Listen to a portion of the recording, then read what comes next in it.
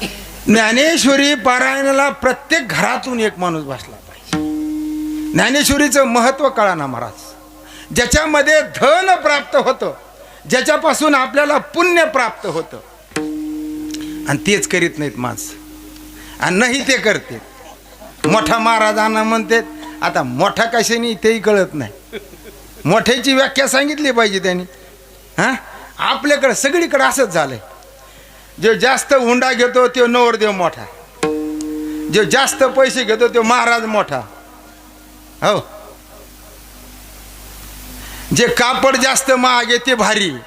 म्हणजे आपल्या बुद्धीमध्ये भांग गेली महाराज. आपण आपल्याला समजत नाही आणि दुसऱ्याचं ऐकत नाही. त्याचं नाव पुरा पंडित. कारण ज्ञानेश्वरीचं पारायण करण्याचं फल सांगितलं महाराज. आणि ते कुणी सांगितलं? भगवान विष्णूंनी सांगितलं, पांडुरंगाने सांगितलं.